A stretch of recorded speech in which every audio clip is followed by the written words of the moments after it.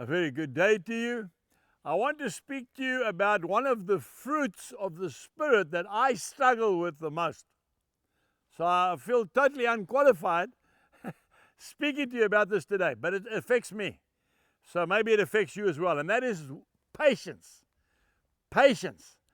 There's such a lack of patience in the world today.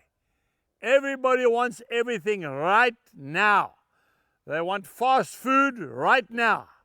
They want their motor car fixed right now. They want results right now. They want to get hold of that iPad or that cell phone, that computer. They want answers right now. How did we do it before?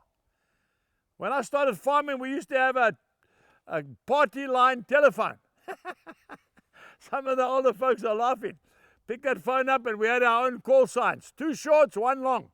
We used to have to wind up a handle. 1, 2, 1, and then wait, and then everybody on the line listened to the conversation. If you wanted to know what was happening in town, you just phoned up the operator and she'd tell you everything. Who's having a baby, who's getting married, etc. How did we do it? Because we had to do it that way. Patient. We still got through. We still planted our crops. We still got food. We studied. We passed our exams. But today, everything has to be on the turn. I want to tell you something now. We need to stop that. We need to have patience. I looked up the Oxford Dictionary to find out the meaning of the word patience. And this is what the Oxford Dictionary says.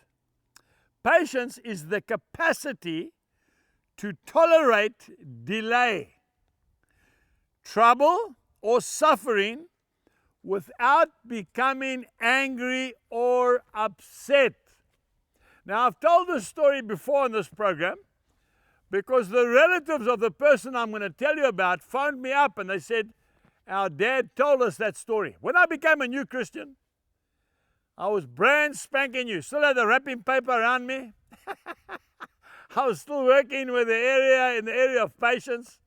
I was a one-man show trying to farm, feed 5 children and my wife, look after my workers. I was busy at that critical time of planting our crop, and the machine broke down. It was on a Saturday morning, can you believe it? At about 10 o'clock, 1 hour before the spares department in the garage in town closed their doors for the weekend. I had to get the crop in. The rain was coming. I got in my pickup and I dismantled this bearing and I shot into town as fast as I could. I went into the spares department and there he was, an Indian gentleman who's since gone to be with the Lord. His name was Nad. I said, Nad, have you got this bearing? He said, just hang on, let me have a look. And he went through the spares and he said, I haven't got it. I'm sorry, Angus. I said, Nad, don't say that, man. He says, I haven't got it. I said, I need it. I need to finish the crop. He says, I'll tell you what, I'll phone up Johannesburg. We'll have it here for you on Monday morning at 7 o'clock. I said, do you promise? He said, I promise.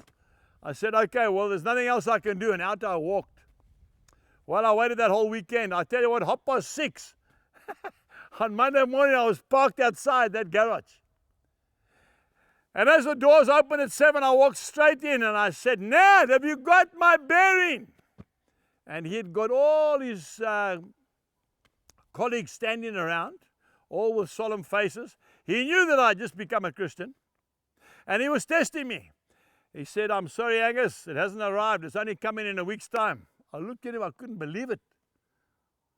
I nearly blew it. I said, okay, Nad, well, you tried your best. He said, I'm sorry, Angus. As I walked out, I got to the door. He said, Angus! I turned around. He said, here's your bearing. He was testing me to see if I had patience because I'd become a Christian. I passed that test. I failed many others. The Lord says in James chapter 1 and verse 4, but let patience have its perfect work. Goodbye.